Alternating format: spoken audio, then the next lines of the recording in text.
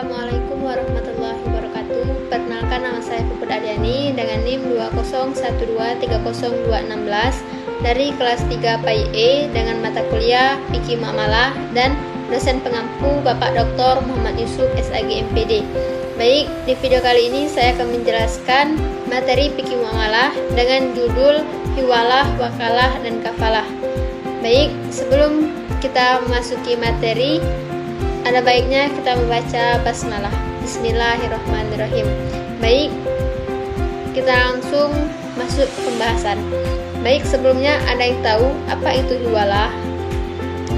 Nah, jadi hiwalah adalah pengalihan atau pemindahan utang dari orang yang berhutang kepada orang yang wajib menanggungnya. Dalam hal lain terjadi perpindahan tanggungan atau hak dari satu orang kepada orang lain. Dalam istilah ulama, hiwalah merupakan perpindahan beban utang dari muhil atau orang yang berhutang menjadi tanggungan muhal alai atau orang yang berkewajiban membayar hutang. Dalam hiwalah terdapat pihak-pihak yang bersangkutan dalam hiwalah. Yang pertama, muwakil atau pihak yang mengalihkan. Muwakil ini adalah pihak yang memiliki hutang di mana ia ingin dialihkan atau dipindahkan kepada orang lain. Di sini muwakil bertanggung jawab untuk memberikan izin atas pengalihan atau pemindahan hutang tersebut. Dan yang kedua, wakil, pihak yang menerima pengalihan. Wakil adalah pihak yang menerima tanggung jawab atas hutang atau kewajiban dari muwakil. Ketiga, maghul anhu atau debitur utama. Maghul anhu ini adalah pihak ketiga yang memiliki hutang atau kewajiban kepada orang yang berhak menerima pembayaran hutang tersebut. Nah, jadi maghul anhu ini menjadi subjek utama dari pembayaran atau pengalihan hutang tersebut. Dan yang terakhir ada krediator atau pihak yang berhak menerima.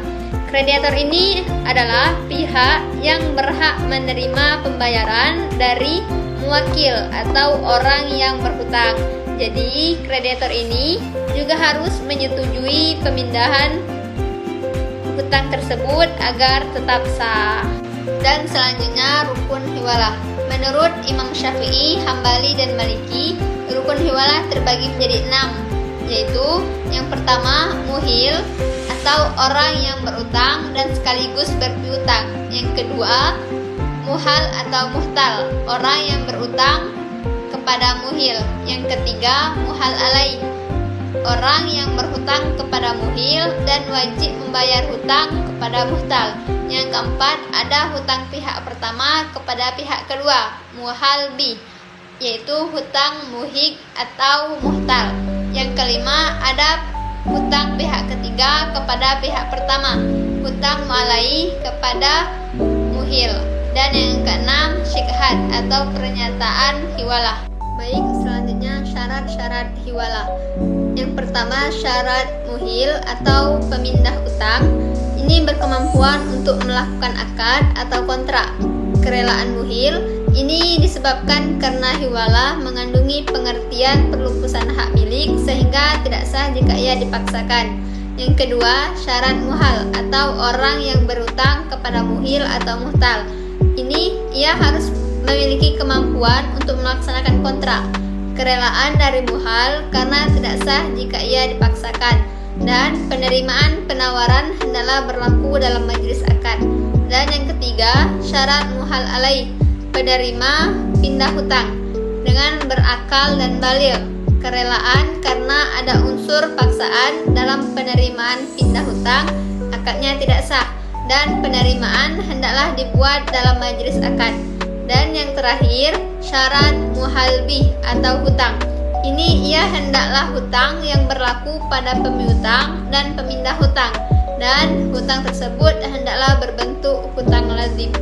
Manfaat dan keutamaan hiwalah. Manfaat hiwalah yang pertama, fleksibilitas dalam pengelolaan utang. Yang kedua, meningkatkan kepastian. Dan ketiga, memperkuat hubungan sosial. Dan yang keempat, mengurangi risiko. Yang keutamaan hiwalah, yang pertama, prinsip keadilan hiwalah beroperasi dalam kerangka keadilan. Yang kedua, patuhi prinsip syariah. Hiwala mendukung prinsip syariah yang menekankan keadilan. Yang ketiga, mendorong kerjasama. Dan yang keempat, meningkatkan efisiensi. Hiwala dapat meningkatkan efisiensi dalam transaksi keuangan. Pembatalan hiwala. Hiwala dapat dibatalkan dalam beberapa kondisi tertentu, seperti yang pertama, ketidaksetujuan dari salah satu pihak.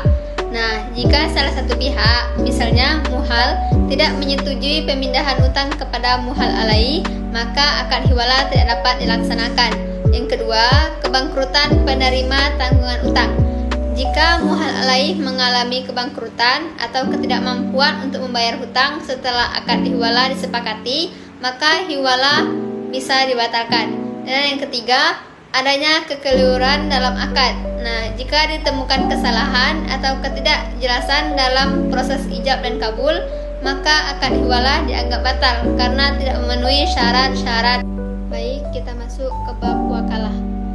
Wakalah adalah suatu akad atau perjanjian di mana satu pihak wakil diberi kuasa oleh pihak lain atau muwakil untuk melakukan tindakan tertentu atas nama dan kepentingan pihak yang memberi kuasa. Akad ini diakui dalam hukum Islam dan sering digunakan dalam transaksi bisnis, investasi, serta dalam pengelolaan aset. Wakalah bertujuan untuk memberikan fleksibilitas dan kemudahan dalam bertransaksi, sehingga memudahkan muamalah dalam masyarakat. Pihak-pihak wakalah. Yang pertama, muwakil atau pihak yang memberi kuasa kepada wakil untuk melakukan tindakan tertentu. Dan yang kedua, wakil atau wakalah dan pihak yang menerima kuasa dan bertanggung jawab untuk melaksanakan tugas yang diamanahkan oleh muwakil. Dan rukun wakalah, yang pertama akad, kesepakatan antara muwakil dan wakil untuk menjalankan perjanjian. Yang kedua, muwakil, pihak yang memberikan kuasa. Yang ketiga, wakil, pihak yang menerima kuasa. Yang keempat, objek, tindakan atau tugas yang diwakilkan yang harus jelas dan sah.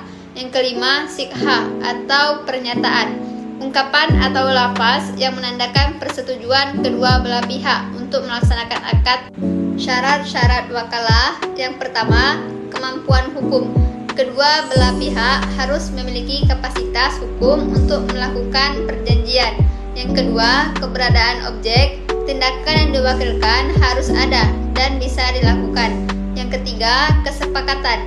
Harus ada persetujuan dari kedua belah pihak tanpa adanya paksaan. Yang keempat, jelasnya tugas. Tugas yang diberikan harus jelas dan spesifik agar tidak menimbulkan perselisihan. Baik, kita masuk ke pembahasan kafalah. Sebenarnya apa sih kafalah itu? Nah, jadi kafalah ialah jaminan yang diberikan oleh penanggung atau kafil kepada pihak ketiga untuk memenuhi kewajiban pihak kedua atau yang ditanggung, makhul anhu dan asil. Dalam kafalah terdapat pihak-pihak yang bersangkutan dalam proses kafalah. Yang pertama, kafil. Kafil ini adalah yang bertanggung jawab untuk memenuhi debitur jika debitur gagal melakukannya. Yang kedua, makful anhu adalah pihak yang berhutang atau debitur. Yang ketiga, makful lahu adalah pihak yang bertanggung jawab atas pembayaran atau kewajiban. Selanjutnya, syarat-syarat kafalah. Yang pertama, kesepakatan yang jelas. Yang kedua, kemampuan kafil. Yang ketiga, kewajiban yang jelas. Yang keempat, tidak bertentangan dengan syariah. Yang kelima, informasi yang jujur. Manfaat kafalah. Yang pertama, jaminan keamanan. Yang kedua, memperluas akses pembiayaan. Yang ketiga, mengurangi risiko. Yang keempat, meningkatkan kepercayaan. Demikianlah materi yang bisa saya sampaikan. Kurang dan lebihnya saya mohon maaf. Dan semoga apa yang sudah saya jelaskan tadi bisa bermanfaat bagi kita semua. Amin, amin ya robbal alamin. Baiklah, sebelum saya akhiri, saya ada sebuah pantun. Jalan-jalan ke Amerika, pulangnya beli good time. Terima kasih atas perhatian Anda.